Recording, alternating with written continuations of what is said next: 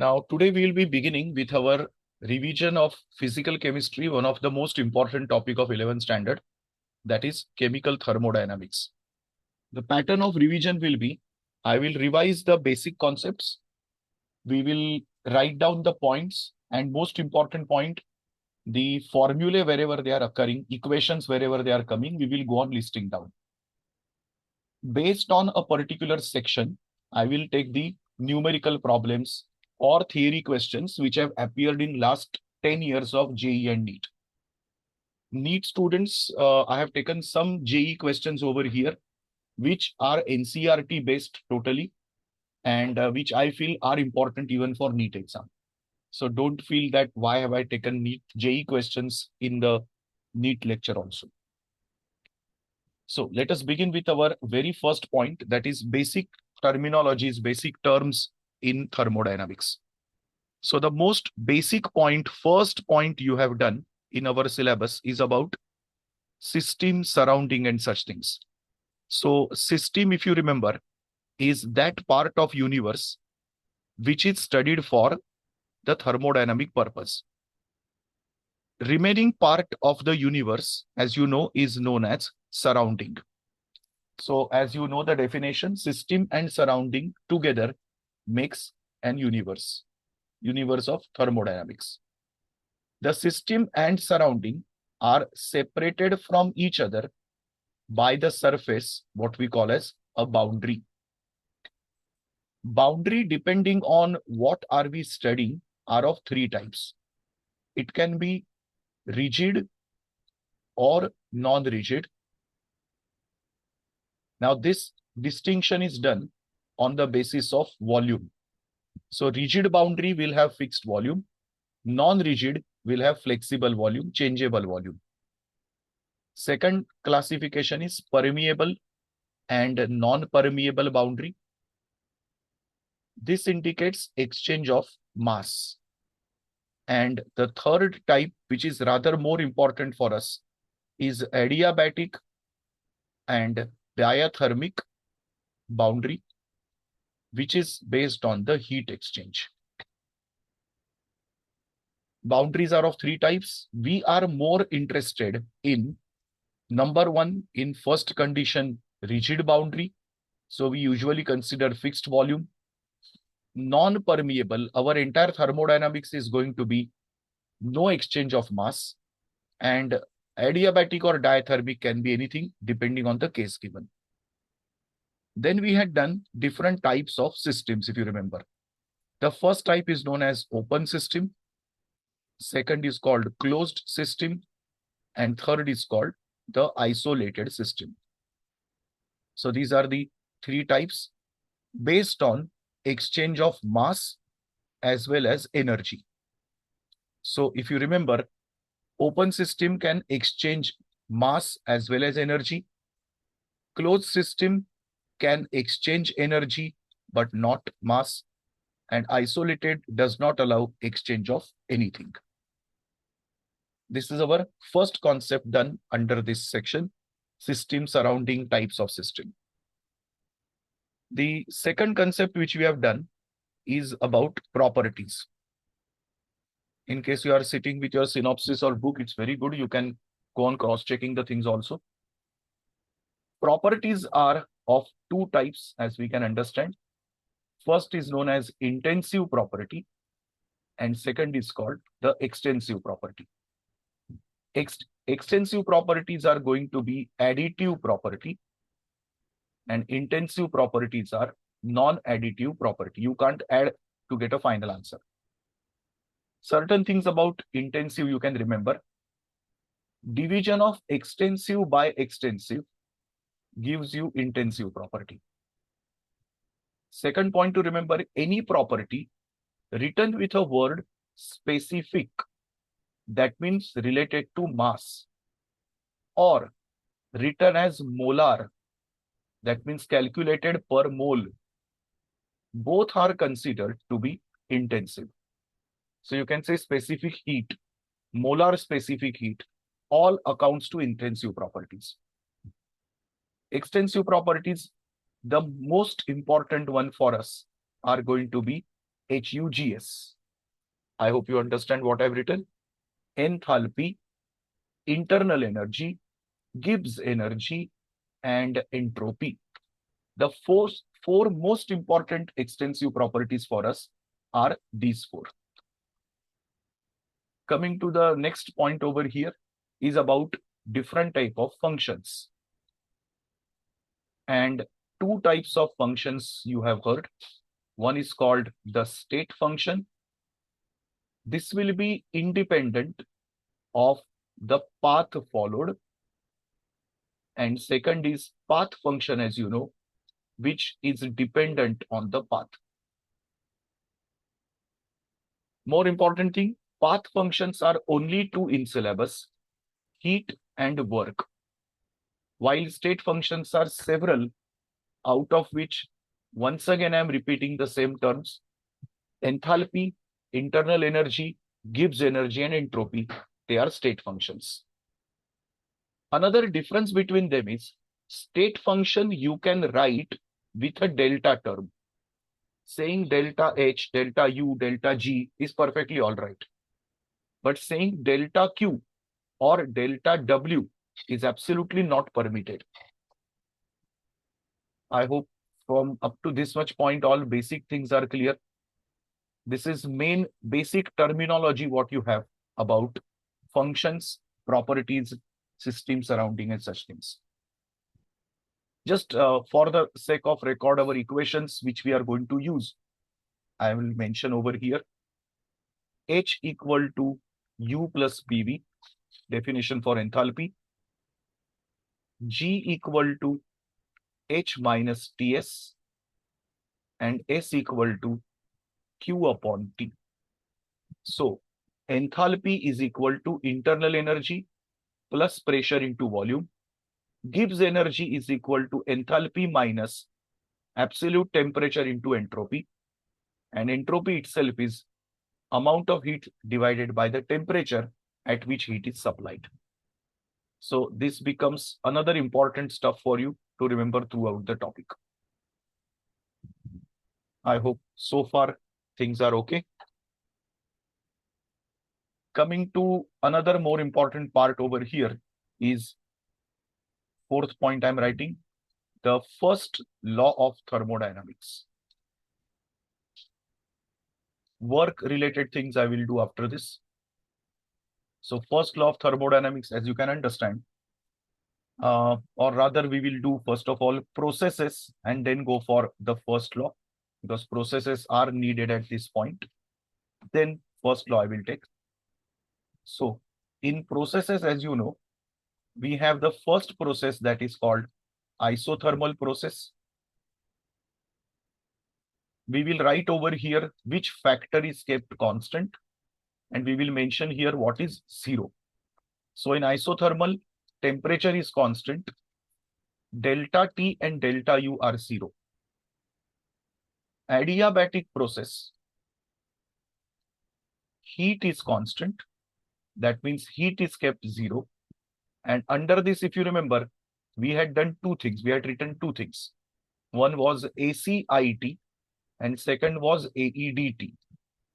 Those who have forgotten, adiabatic compression increases temperature. Adiabatic expansion decreases temperature. This becomes the process or condition for heating. This becomes a condition for cooling. You can utilize this in your refrigerator or Carnot cycle also in physics thermodynamics, similar things. Next process you can remember is isochoric. Volume is constant, delta V is zero. Isobaric, pressure is constant, delta P is zero. Not much required, but cyclic process, delta of any state function will be considered zero.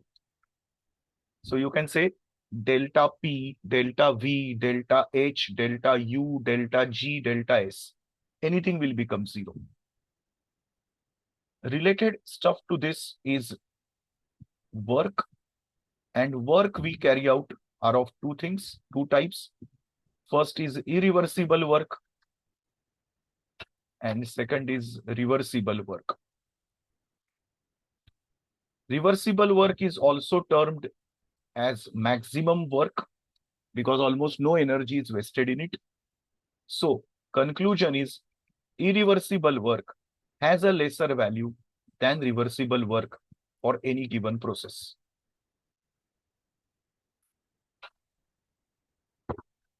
I hope so far all the basic concepts are clear completely up to this.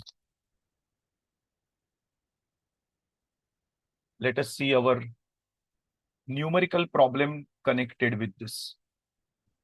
Now, this is a JEE problem I have taken. I have classified the problem as per the concepts we are taking. So, current based on this concept, this is a question. You can think of it. I will wait after a question for 1 or 2 minutes. You think of an answer, then I will write the solution also. Among the following set of parameters which represent path function is, whenever you are solving a question, understand what is asked, path function, and think of the answer on your own first of all. Path function are which ones as per our course? Heat and work. So check for the answers here only. Do not see the option and then decide. And you can see two answers are very clearly given here, heat and work. And luckily, that answer is present out here. Now, in such cases, there is one precaution. You can see B and C is also mentioned in other options also. So just to verify, because sometimes they might give you confusing options, think of what is A and what is D also. So if you look at A option, it is written Q plus W. Now that is equal to actually delta U. And delta U is a state function. So definitely A is not an answer. So D option is ruled out. Check answer number D also. D, it is given H minus Ts and it is equal to G, which is also a state function. D is ruled out. So is C ruled out. A and D automatically ruled out. The answer is alone A over here. I hope the first MCQ is fine. How to solve MCQ also I am discussing here so that you get minimum mistakes in the MCQs. Let us come to now the actual first law of thermodynamics and see the related stuff to this. We have done different types of work. So I will mention about the first law itself. So first law you have heard is delta U equal to Q plus W. In thermodynamics, here onwards, please be careful about not to confuse sign convention with physics thermodynamics. I hope you understand what I said. First process we are considering is isothermal. So when the first law is applicable to isothermal, delta U is going to be 0. That means my equation will become 0 equal to Q plus W. That is Q equal to minus W. Second one related to adiabatic, I can say. So in adiabatic, as you know, Q equal to 0. So delta U becomes equal to W. Third, I'm considering isochoric. So in isochoric, as you know, delta U is 0. And if there is no volume change, delta V is 0. And if there is no volume change, work also will automatically become 0. So equation becomes delta U equal to Q. The fourth generalized term is isobaric, where pressure is equal to constant, delta P is equal to 0. But there is no such term present in the equation. So delta U remains equal to Q plus W We don't have to change the equation. This is our first information about first law. We come to second information about first law, that is different types of work carried out and if wherever possible equations of them. So I will first consider isothermal work. This slide is going to be very important for exams. Under isothermal, if the work is irreversible, we will mention the formula here now in red. W is equal to minus P delta V, which can also be written as minus P V2 minus V1. Both these pressures are external pressure. This can even be considered, as you can understand, coming from V, we have equation PV equal to nRT. So in place of V2, you can very well mention as nRT upon P2, nRT upon P2 minus nRT upon P1. Rare condition, you might get a numerical on the last equation. JEE, usually this is asked, but in NEET, they stick to this much. This is about isothermal and irreversible work. Let us come to the second type, which is called isothermal and reversible. So in isothermal reversible work, our formula is very famous, which we do in numerical problems. Minus 2.303 nRT log of V2 upon V1, also minus 2.303 nRT log P1 upon P2. This becomes our equation for isothermal reversible and irreversible work. Let us come to the second type under this, which is adiabatic work. Rare condition, you get numerical problems on this part. I'm not wasting more time on it. And under this, you have again the, I'm sorry, not adiabatic, isobaric work. Adiabatic work is only in JEE advanced, so we'll not discuss about that part. So it is isobaric work. And under isobaric, if I have the first equation, it will be W is equal to, you can see the equation is quite similar. W is equal to minus P external V2 minus V1, which can be even written further as minus NR into delta T.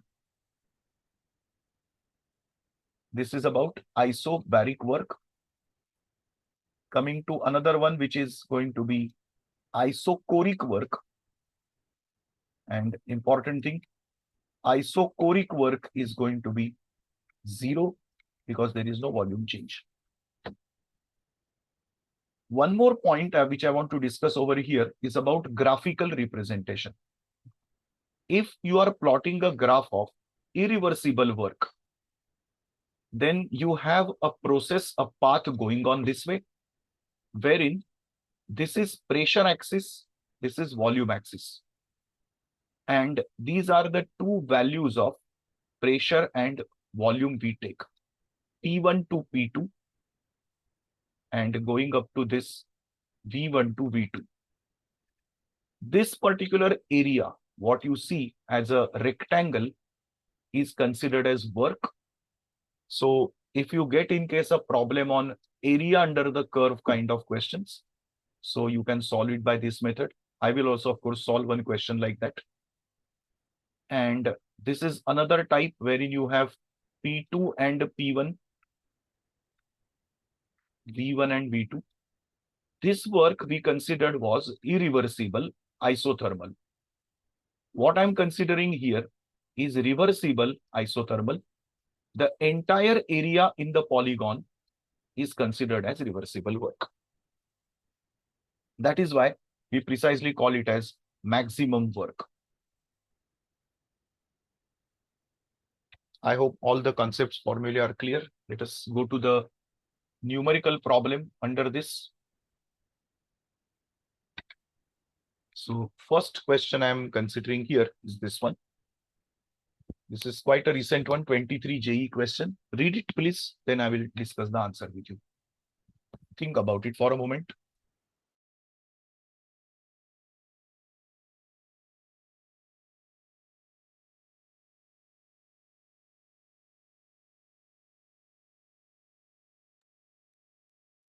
Chalo, which are the points which you are focusing at? There is a process of combustion going on. And as you can understand, combustion process is always an exothermic process. The thinking point is this way. It is an exothermic process, combustion. That means definitely the heat must be evolved in this process. Heat is evolved in this process. Now let us see if inside this system there is heat evolved, but the process given here, the system given here is going to be adiabatic. In adiabatic, heat cannot escape out. So whatever heat is created will be built up inside the system only, rising the temperature. Consider the other one. Process is diathermic. The boundary is rather diathermic. That means heat can escape the system very easily. After some time, temperature of the system will remain constant. If you see the option, system A, temperature rises, system B, temperature remains the same. Answer given is A. I hope you can understand the level. Let us come to a numerical problem asked in NEET 2019 itself. An ideal gas expands isothermally. So think of the process. Isothermal work is asked. So process, nothing else is mentioned about reversibility. So if nothing is mentioned, we consider the process as irreversible always. If it is reversible, it will be clearly mentioned in the problem. Now, this is going to be your initial volume. This is going to be the final volume. This is going to be the external pressure. So we have a very simple process now. W is equal to minus P external, V2 minus V1. This is going to be your external pressure, final pressure minus initial pressure. So 10 raised to 5 outside. From this, we can take 10 raised to minus 2 suppose common, or 10 raised to minus 3 common. Then it will become 10 minus 1. So it is 10 raised to 5 in the bracket 9 into 10 raised to minus 3. Multiply it. So it is 9 into 10 raised to 2. That is joule. In other words, it is 900 joule. Throughout the process, negative sign has remained as it is. So the answer is B.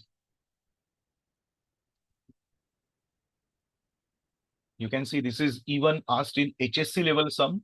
So HSC or NEET, this level is exactly similar. Those who joined late, I'm announcing this, that don't take down anything, don't take any screenshot or anything. I will send a PDF of this in the group, plus I will send a video recording also. So let us consider another problem asked in NEET 2017. Gas is allowed to expand in a well-insulated container against a constant external pressure 2.5 atm. In case you have missed, this is an important word over here. The moment they say insulated, that means no exchange of heat. It is an adiabatic wall. Q equal to 0 straight away. External pressure is given 2.5. Initial volume and final volume. You are supposed to calculate delta U. Now there are two aspects in it. Delta U equal to Q plus W. Since Q equal to 0, delta U is going to be W. So let us find out the value of W over here, which is going to be just same as the previous problem, V2 minus V1. So external pressure is 2.5, which is in atmosphere, V2 minus V1. So these are in liter. So this is 2.5 into this subtraction 5, which will have a unit liter atmosphere. We need to multiply this so that we convert into joule, because all the answers given in the option are in joule. We multiply by 101.3 and that will give us the answer in joule. 506.5. So delta U is going to be minus 506.5 joule. The nearmost answer, if you see over here, is going to be B. Go through the whole solution once again.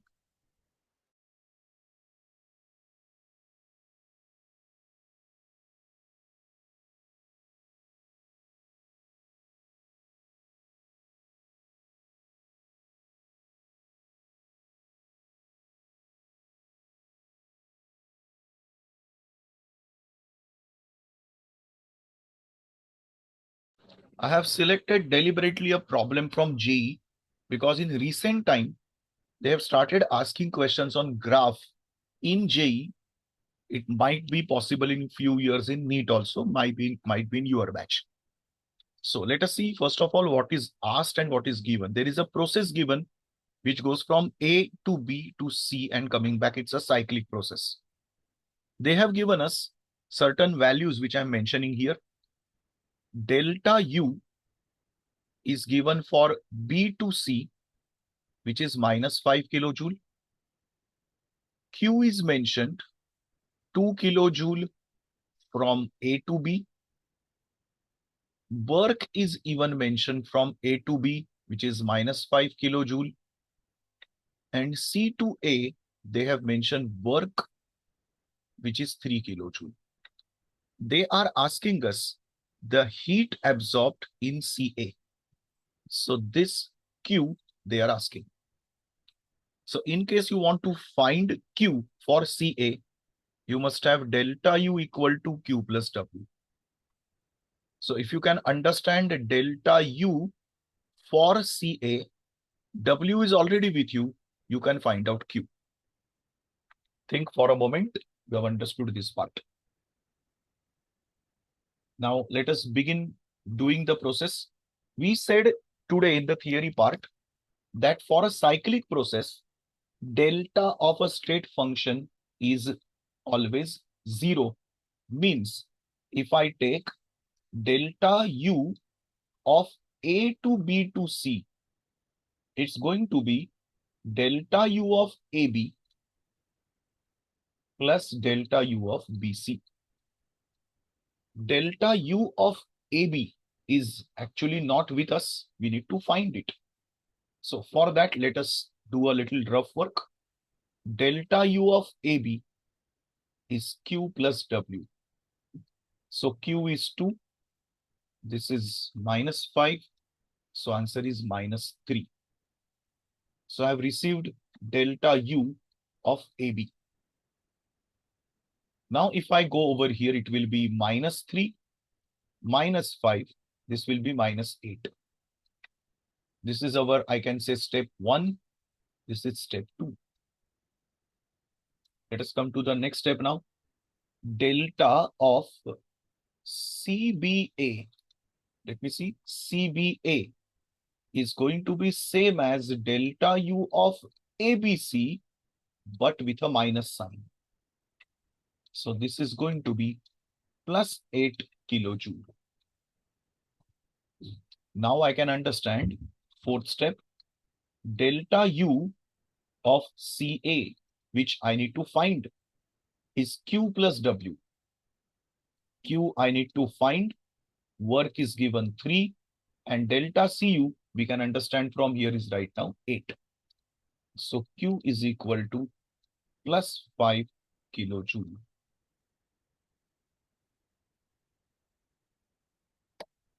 You can see in simple concept like first law of thermodynamics, how tricky they can be. Think for a while before we go to the next sum.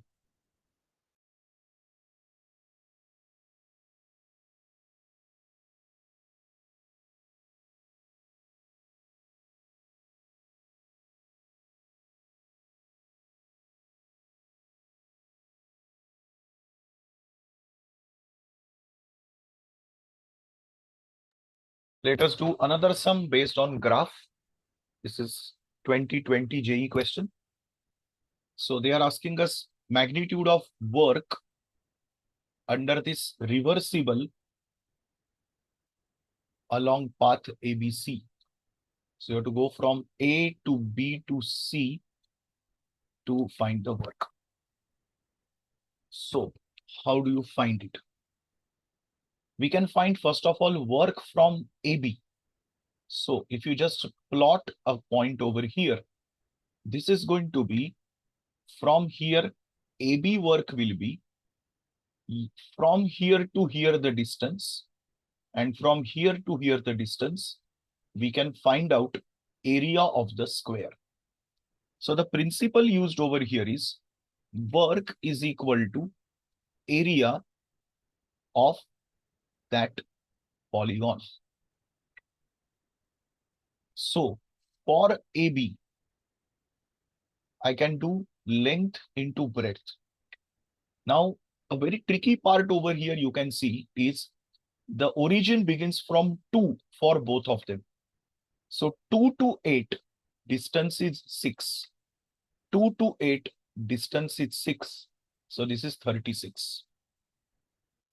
Now what is left over for us is to find the area of this particular triangle. So let us say if I find this for BC part, which is a triangle basically, the triangle formula is half base into height. So base you can see is 8 to 12 and height once again is 6 itself. This comes out to be 12. So total work found out will be 36 plus 12, that's 48 joule. As I said, some NEET students might find this difficult, naturally, because some questions are little new for NEET people. But I am considering that NEET level might be increased in near future. I am deliberately taking these problems. So we have another, a little different type of sum over here. Please read it.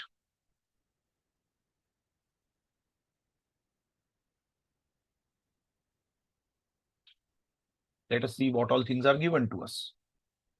5 mole of an ideal gas, N equal to 5, temperature 293 Kelvin, expanded isothermally, initial pressure, final pressure, external pressure.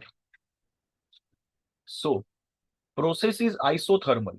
So the work is going to be minus P external, V2 minus V1. But you know, initial volumes are not given to you, initial or final. So we do that particular technique which I told you, nRT upon P2 minus nRT upon P1. So this will become now external pressure here is minus 4.3 multiplied by, I am taking this number of mole outside, which is 5, in bracket, rather we can take even RT also common outside. Let us write that also. So 8.314 into 293, 1 upon, now final pressure 1.3 initial pressure 2.1. After doing this laborious calculation, your answer will come out to be minus 115.35 kilojoule. I am not wasting my time in showing the calculations. This is the work you will get. If you read the question, it is not about the work, it is about heat. So you have an additional part to do. Delta U equal to Q plus W. Now they have said the very important word, process is isothermal. So for isothermal process, we can understand delta U equal to 0, Q equal to minus W. So the heat transferred will be how much? Plus 15.35 kilojoule. Now there is, since it's a JEE problem, they have made it a bit complicated further also. And they have asked it kilojoule per mole. You know, this was calculated for 5 mole. Therefore, for 1 mole, it's going to be Q equal to 15.35 divided by 5. So it's going to be approximately 3 kilojoule per mole. You can see it's 3.07 almost. So we can take it as 3 kilojoule per mole. Very quietly read this once again, and then we'll move on to the next question.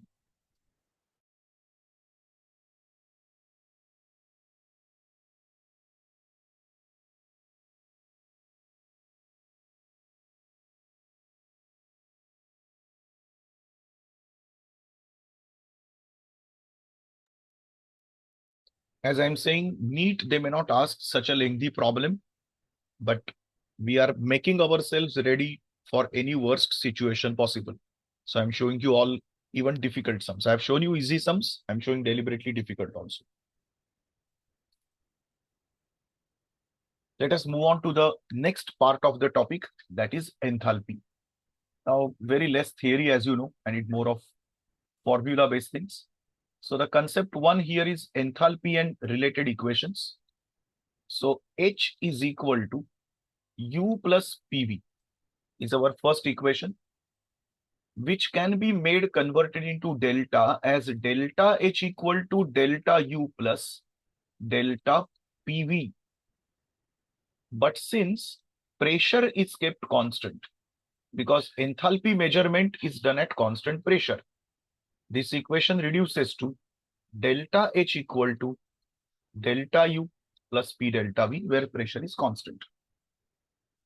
Another term which we had seen here is delta H equal to delta U plus delta Hg RT. You have numericals on both of them. This is a very important equation used specifically for chemical reactions. And this particular equation is specifically used where you have pressure volume type of data given in the problem. You have also seen, depending on the delta N value, you can get different conditions. For example, when delta N is equal to 0, delta H becomes equal to delta U. When delta Ng is greater than 0, means a positive number, delta H becomes greater than delta U. And when delta Ng is less than 0, means negative, delta H also is, less than delta U. So easy to remember is whatever is the sign over here, equal to, greater than, less than, same signs are seen over here. This above equation about delta Ng can also be stated as Qp equal to Qv plus delta Ng RT.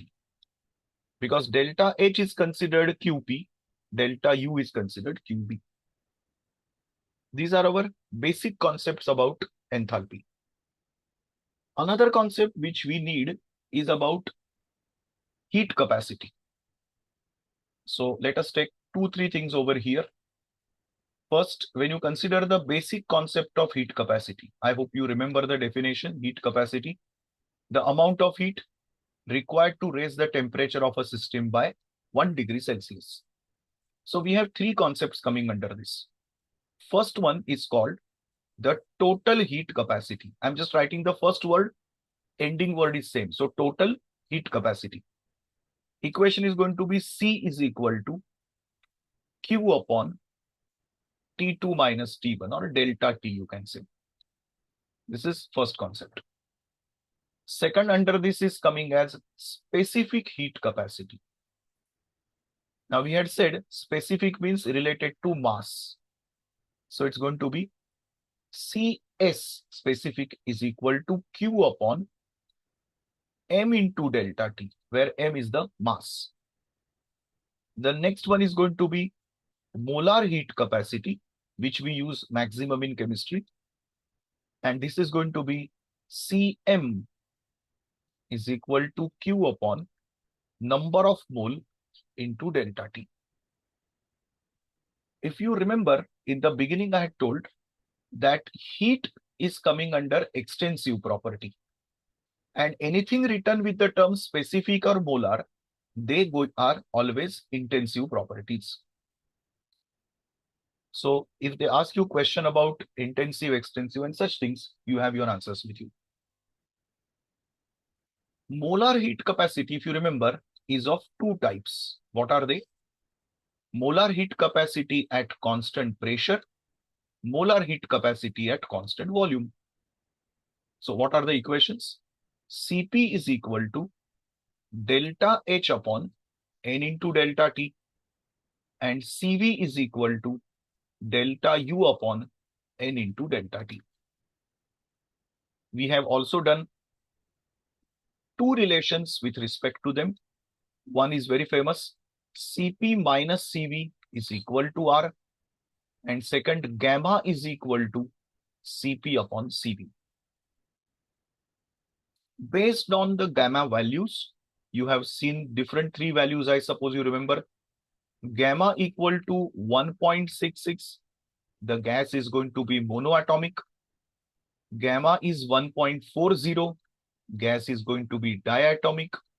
And gamma 1.33, it's triatomic. You even have different values for this, but in NEET, usually they don't ask. That is, Cv for mono is 3/2R, 5/2R and such things, but hardly needed as such in NEET syllabus. So this is regarding our enthalpy and enthalpy change major concepts from NEET. Let us come to the numerical problems based on this. First one, read it, then we'll think about it.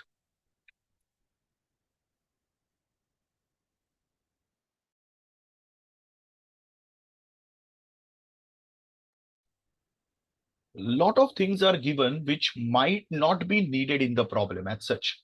Let us see. 17 gram ammonia, enthalpy change 23.4. Calculate the enthalpy change for 85 gram of ammonia. This, frankly speaking, becomes a unitary method problem. So I am calculating enthalpy change of vaporization of ammonia. And what data is given to me? 17 gram ammonia has a value of 23.4 kilojoule, which is, by the way, 1 mole, because molecular weight of ammonia is 17. 85 gram of ammonia will need how much?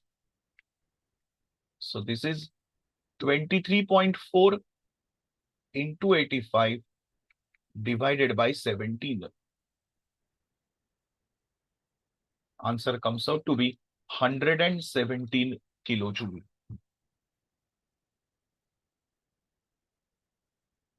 You can see in the entire problem, this particular value, they were all useless. No use of this in the problem. This is a very, very simple sum we have done. Let us increase the level ahead. One more type, JEE 21 question. You can see the data looks different, but the formula are from NEET only. Nothing different as such we have taken. So second easy type under this, delta H of vaporization is given to you. Water vaporization. So the process involved here is water liquid becoming water vapor. Delta H for this is given as 41 kilojoule per mole. Assuming that water vapor is an ideal gas, calculate the internal energy. So you have an equation, delta H equal to delta U plus delta nRT. Over here, this is the only gaseous substance. So delta Ng is going to be 1 over here. Liquid is not considered. So this is going to be 41 into 10 raised to 3. Or we can continue with even 41 because final answer seems to be in kilojoule only. So let us continue with this. So this is 41 is equal to delta U is to be calculated. This is 1 into 8.314 into 10 raised to minus 3 because this is in kilojoule. Temperature used is 373. So after calculation, you will get an answer around 37.9 kilojoule per mole. You can get in NEET a very similar kind of question with a little bit of concession about calculation, making it simpler. So NEET people usually get easy calculation, but the concept formula finally remains the same.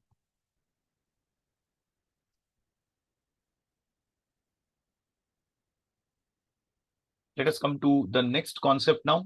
Immediately based on delta H is thermochemistry.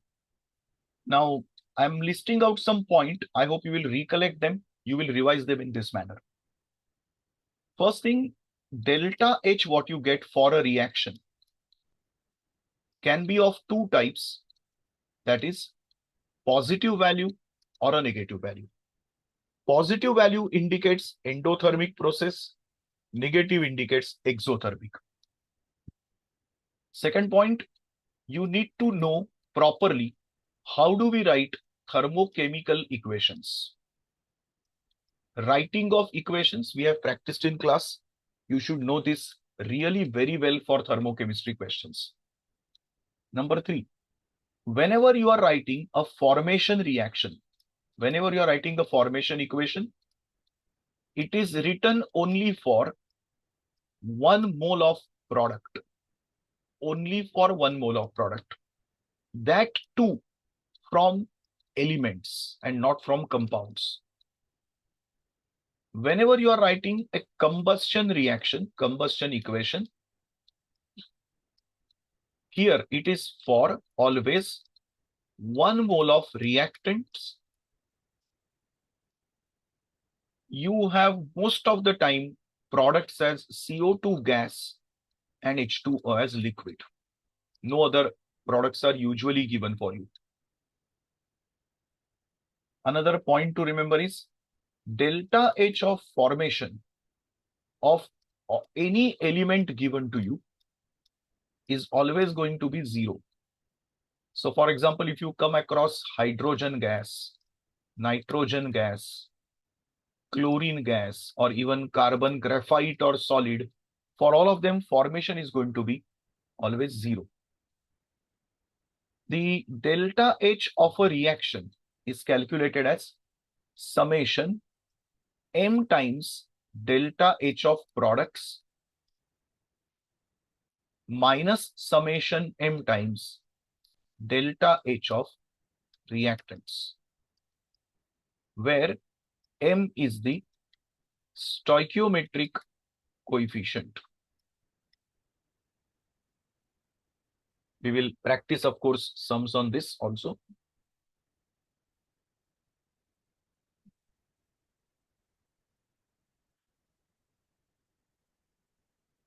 Another thing what you have is delta H value depends on which factor. If you get a theory-based question, you might get this thing. First, it depends on the physical state we are producing. So are we producing water liquid or water as vapor? It also depends on temperature at which reaction is carried out. So you have a Kirchhoff equation, delta H2 equal to delta H1 plus delta Cp T2 minus T1. You hardly have any sums on this in NEET. Second, whether pressure or volume is constant. So if pressure is constant, you call it delta H. If volume is constant, you call it delta U. And fourth, how much number of mole, how much amount of product is prepared. So if it is going to be, let us say 1 mole, then it's going to be kilojoule per mole written. This is one important concept. Another thing taken over here is, depending on the conversion done, what are the values of delta H? For example, we had seen this process solid converted into liquid, converted into vapors or gas. So this process over here is called fusion, and it is always delta H positive. Liquid to gas is called vaporization, which is also always a positive value. Vapor to liquid is called condensation, and it is a negative value. Liquid to solid is called freezing. It is also a negative value. Solid going up to gas directly is called sublimation. It is going to be a positive value. There is another related equation to this. Delta H of sublimation is delta H of fusion plus delta H of vaporization.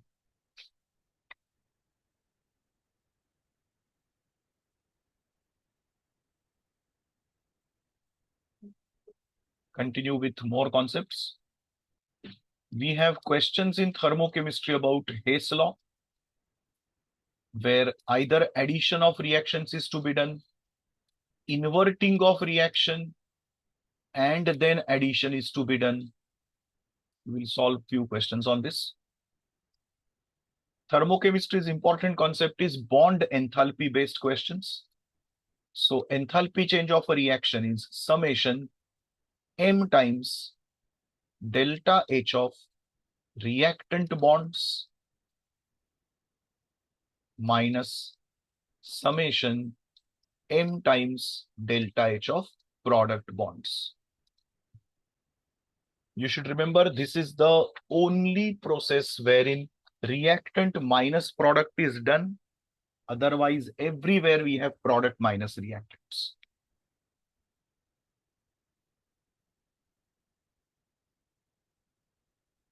Let us go to the next concept. Now, different processes are given and we have to know whether they are positive, negative or not. So, you have an atom giving away an ion plus electron. It is ionization enthalpy and it is always positive.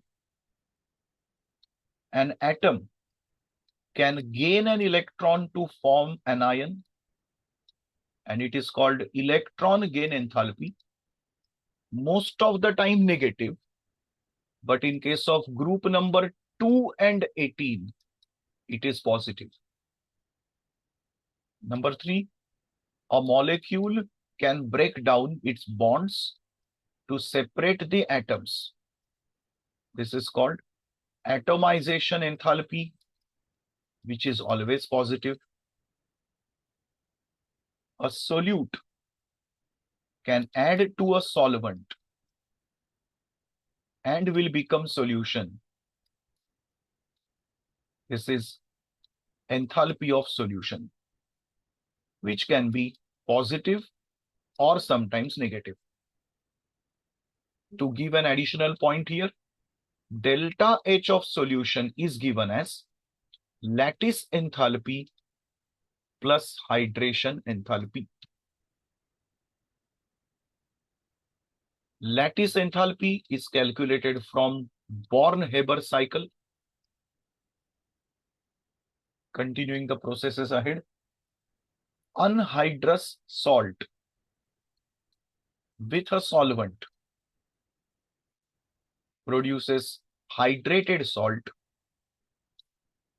This is called enthalpy of hydration, which is mostly negative.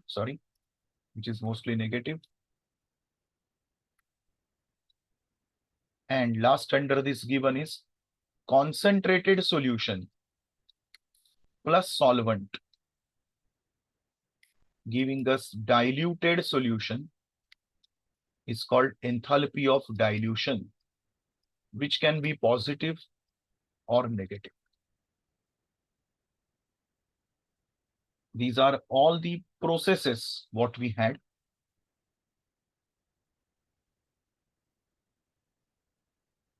Another last concept under this is delta H for neutralization.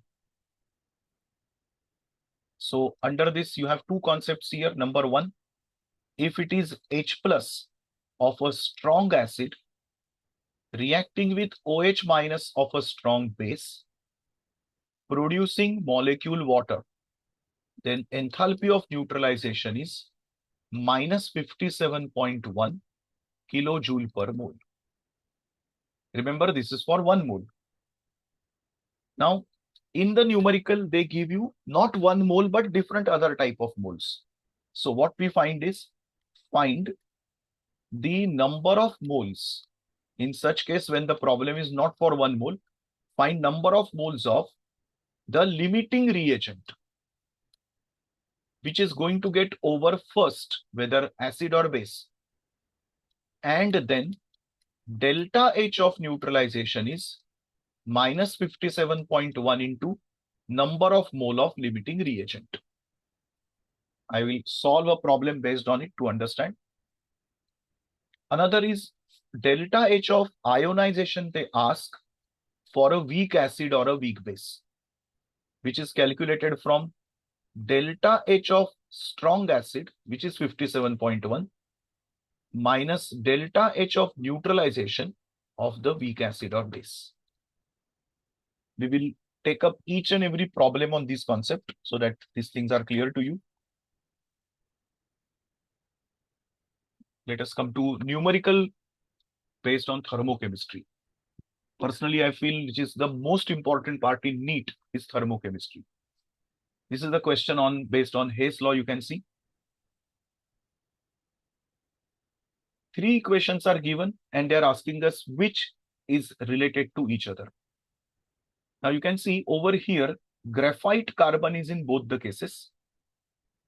Carbon monoxide is a product here, which becomes a reactant here.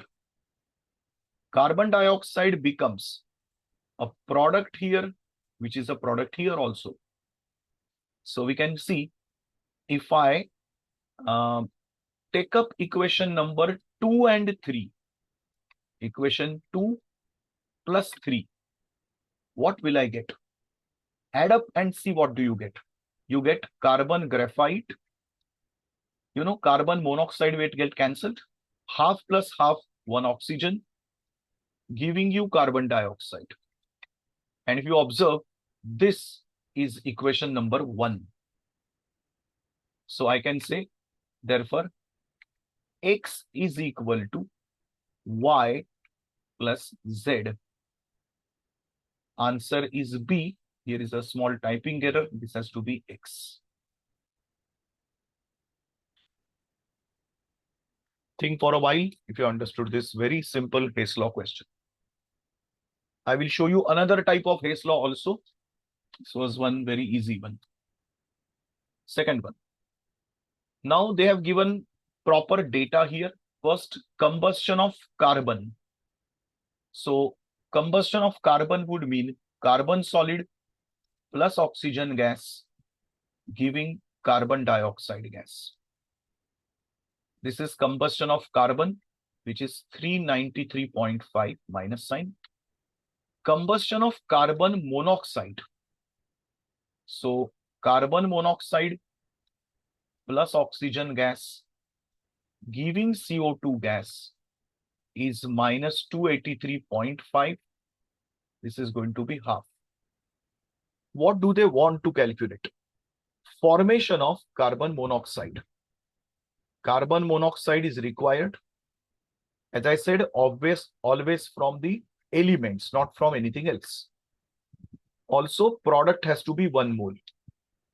So now see, how can you get this data? Carbon is in equation 1 as it is. So it's minus 393.5. We want carbon monoxide on right hand side. It is being supplied on left hand side to us. So we invert equation number 2. So it is 283.5 inverted. Answer, if you see, becomes 110 kilojoule minus. Answer is D.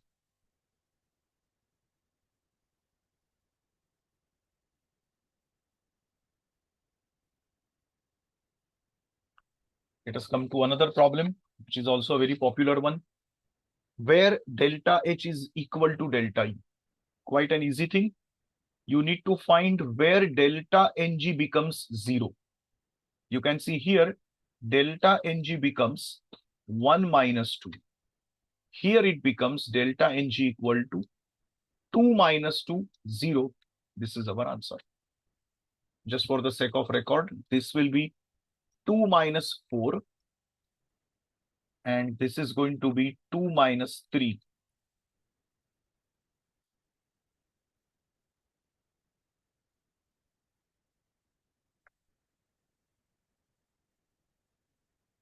Let us come to another question, which is based on bond dissociation enthalpy. You have normal regular problems of bond enthalpy where it is just reactant minus product. This is a very twisted kind of question asked in the NEET only. You can see what they have given us. X2, Y2 and a compound XY. These bond energies are in the ratio 1 is to 0.5 is to 1. We have to find formation of XY, which is delta H given to us. We have to find bond dissociation energy of X2. So what is given to us is X2 is to Y2 is to XY is in the ratio 1 is to 0.5 is to 1. So let us say if I take this as X, this will be 0.5X and this will be again X. So what is our equation given to us? X2 plus Y2 must be giving us XY. Formation is always 1 mole. So this will be half, this will be half, and this value is given to us as minus 200 kilojoule per mole. Now you calculate the regular delta H equation for this one, bond enthalpy equation. Summation bond enthalpy of reactants. So it's going to be half into X. This is for reactant plus half into 0.5X minus for product you have X because XY is taken as X. So substituting the values, this is minus 200. This is X by 2. And this is going to be minus 0.5X by 2 minus X. Sorry, this is plus. So when you calculate this, answer comes out to be 800 kilojoule per mole. Go through it once again. I am, as I said, not wasting time in showing you calculations and all that. I hope you can understand.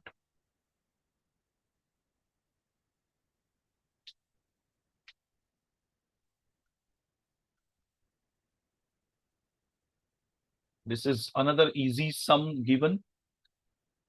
For solution of NaCl, this is lattice enthalpy and this is enthalpy of solution.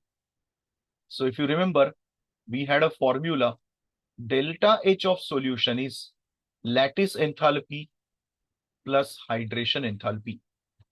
So lattice enthalpy is given 788. Solution enthalpy is given 4. Hydration enthalpy needs to be calculated. So hydration enthalpy is going to be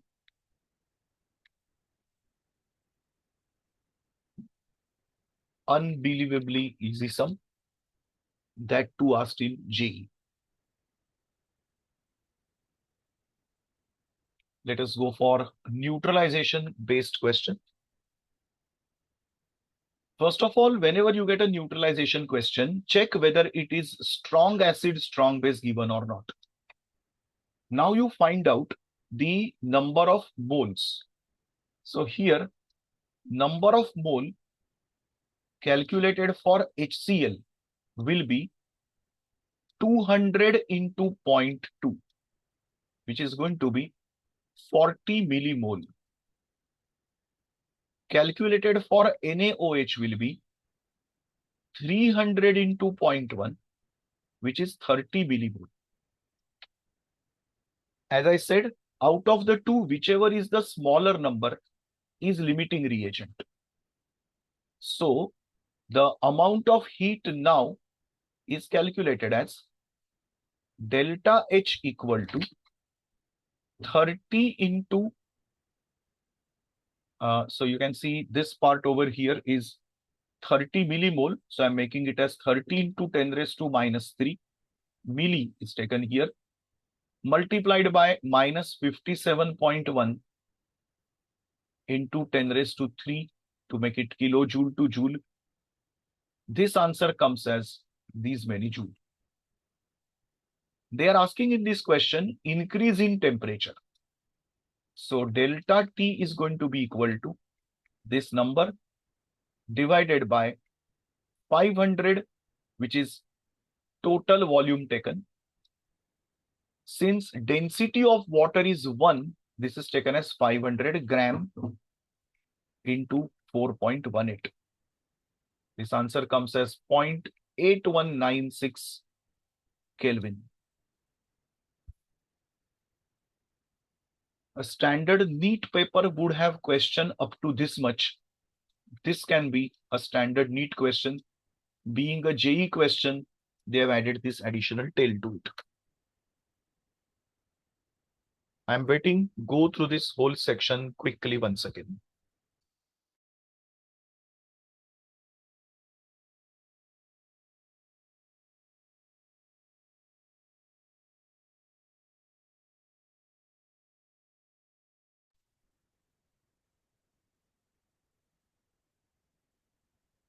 Let us take another one. If you see the question, the first equation given to us is about strong acid, strong base neutralization. The second equation given to us is weak acid, strong base neutralization. And the question they are asking is enthalpy of ionization. So if you remember the formula which I did here, delta H of ionization is delta neutralization of strong minus delta neutralization of weak. This is the formula I discussed in the summary. So this is 57.3 and this is 55.3. So it is 2 kilojoule per mole. And as a convention, ionization enthalpy is always considered positive. So this answer here is reported as +2.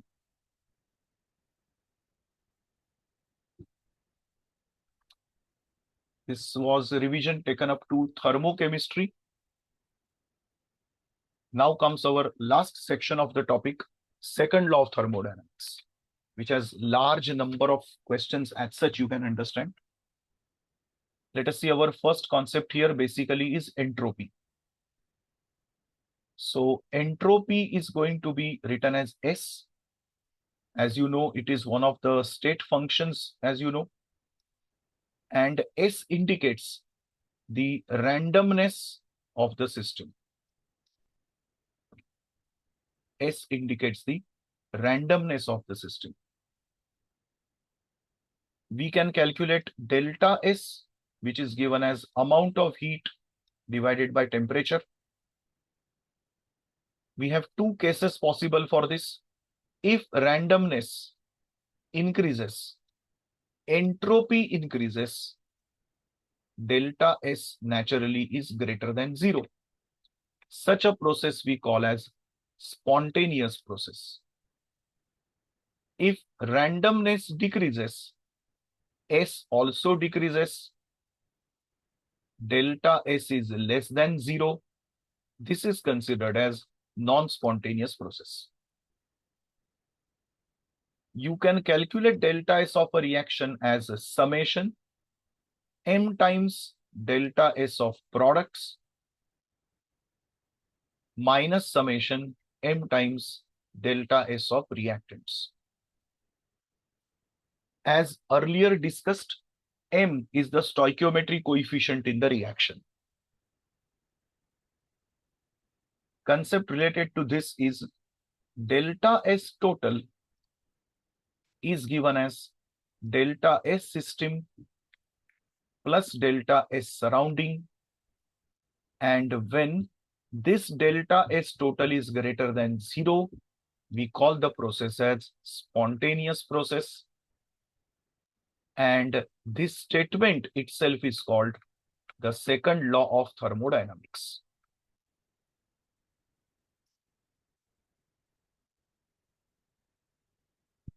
I'm coming to a concept which is usually ignored by most of the NEET students, and 1 year they had asked a question on it.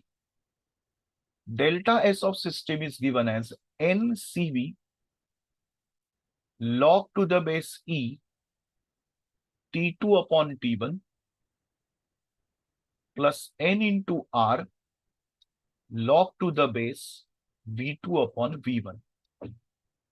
This will be used at constant volume.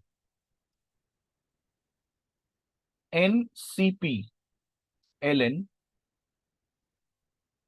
T2 by T1 plus N into R log P1 by P2 calculated at constant pressure.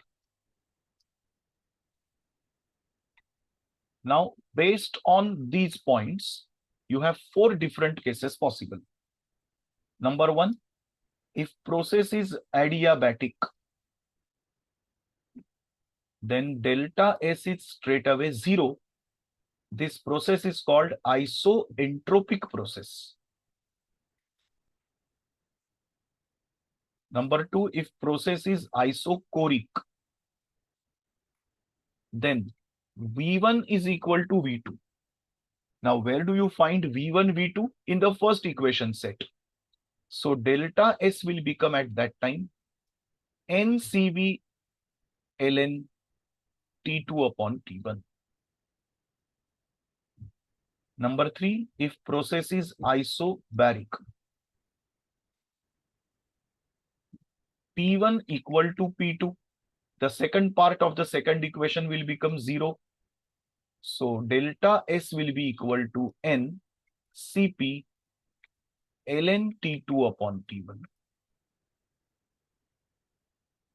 And fourth one, isothermal, T1 is equal to T2. So, delta S can be given as NR,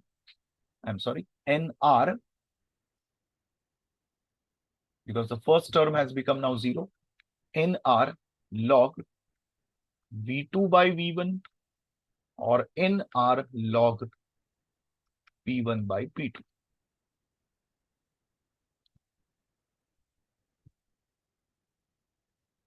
As I said, this is that way a rare section, mostly ignored by NEET students, and they had taken advantage once of asking a question on this.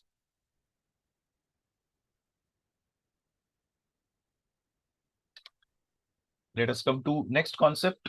After entropy, the next concept is Gibbs energy, given by capital G. And this is considered as the useful work of the system. It is given, as you know, by equation delta G equal to delta H minus T delta S. By the way, G equal to H minus TS was original equation. Then you have condition for spontaneity. So as you know, delta G is considered as minus T delta S. And you have three possibilities under this. When delta S is greater than 0, delta G will be less than 0. Process is taken spontaneous. Delta S with opposite condition, non-spontaneous condition. And when delta S is equal to 0, delta G is 0. This is a condition of equilibrium. We will talk about equilibrium in the next slide after this. Now, condition for spontaneity. There are, if you remember in the synopsis, 6 conditions given. I will tell you to remember only 3 out of them. And condition for delta G. So if delta H is positive, delta S is positive, then process is spontaneous when temperature is very high. So I will write here as conclusion, let us say, condition for temperature. When delta H is negative, delta S is negative, process is spontaneous when temperature is low. And an opposite condition, process becomes spontaneous at any temperature.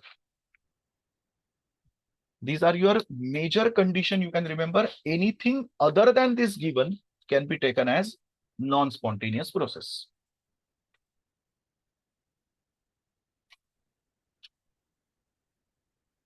Let us come to the last concept over here about delta G. You know, delta G is considered of 2 types. At any temperature, if you are recording it, it is called delta G. But at standard condition, if you are recording it, it is written as delta G 0. What is standard condition in the whole chapter? 298 Kelvin, 1 bar pressure, and 1 molar concentration. Why we revise this? Because you can calculate delta G once again with an equation with product minus reactant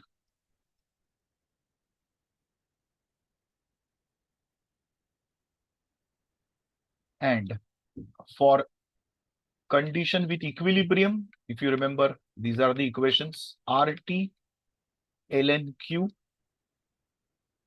or written as delta G0 plus 2.303 RT log of Q,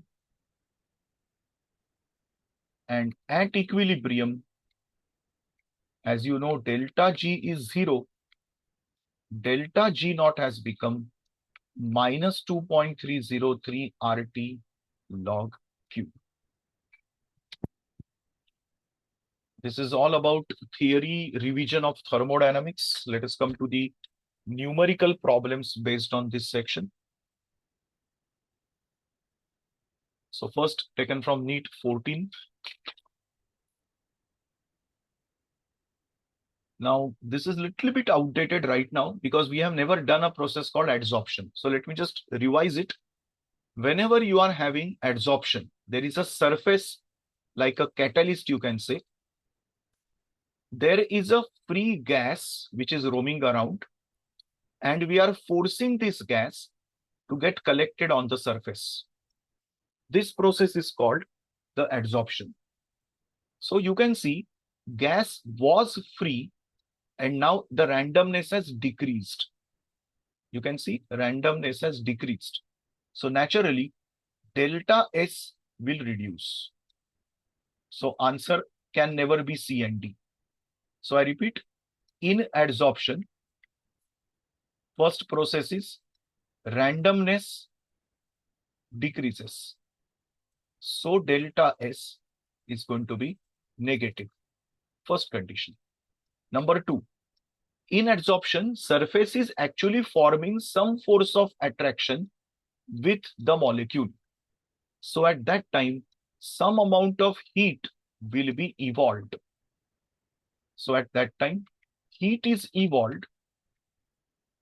That is why delta H also is going to be quite a good number, negative. Overall, delta G also is negative. You can see this answer over here is B.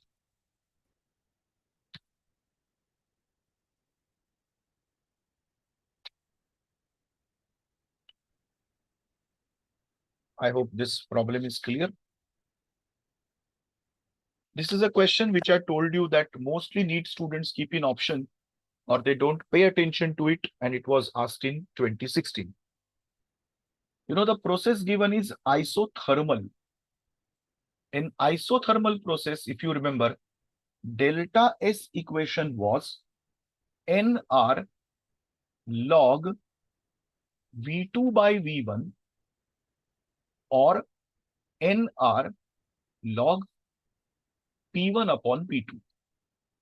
Now, instead of V2, V1, P1, P2, they have used terms here such as initial and final. So we can also utilize them and say final and initial, initial and final. Now you can see this equation matches with B.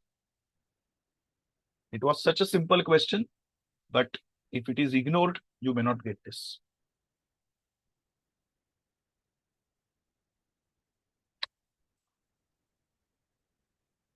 This is a very tricky question you have. I'm not claiming that such a difficult question might come to NEET paper, but still, since I found it, I'm taking it. Temperature dependence of K, equilibrium constant K on a reaction. They have given K and temperature 1 upon T.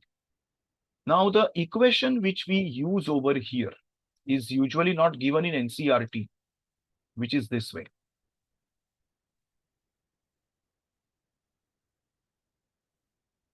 First of all, since this equation is not in NCERT, most of the time we consider this is not in the syllabus. So you can see over here, this equation looks like y is equal to mx plus c.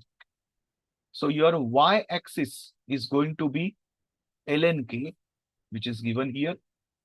X-axis is going to be 1 upon t, which you can see here. This equation is having a, I'm sorry, there's a negative sign in the equation. This equation is having a negative slope.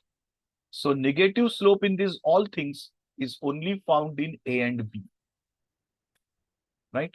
So the answer becomes A and B because these values are positive. So thing is this way, slope is positive. So when you substitute it back here, the answer becomes negative. That is how your thought like this. As I said, not a very serious problem for NEET because basic equation itself is not there in NCERT. Very easy question, similar to Hess law, but solved for delta G. Go through it once again, then we will start.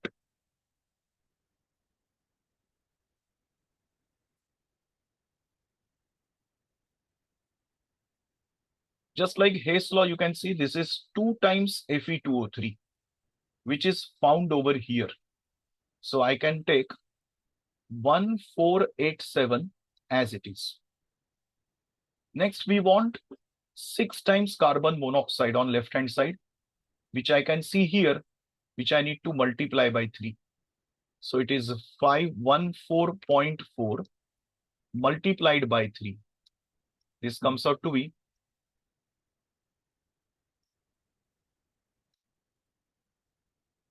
minus 1543.2. So when you subtract this, the answer will come out to be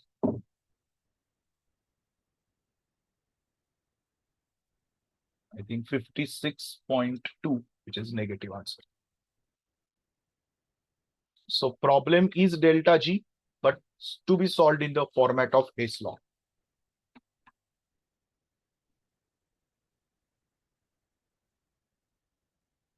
This is a question based on your NEET syllabus only. You have original equation as delta G0 equal to minus 2.303 RT log to the base 10 K.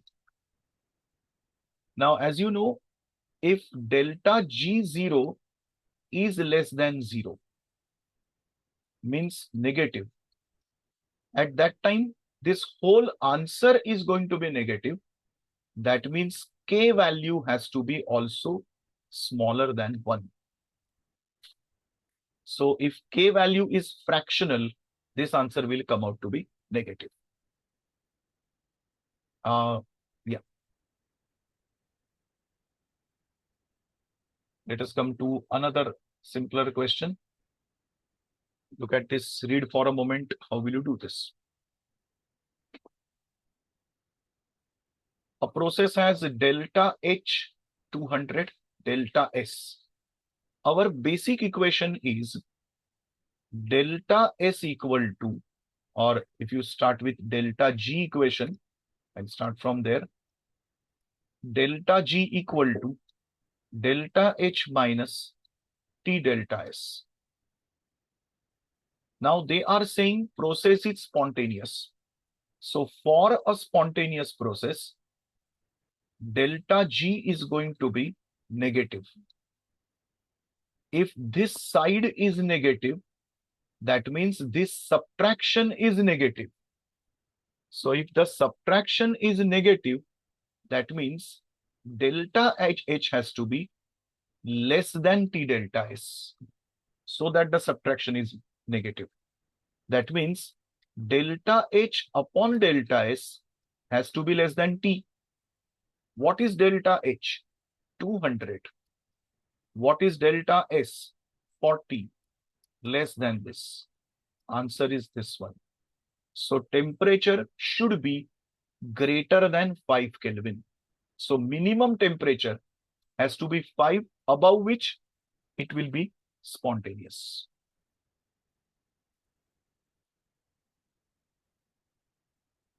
We have tried to cover almost all the basic concepts of thermodynamics in today's class. We will have another session of such revision for electrochemistry in the forthcoming week.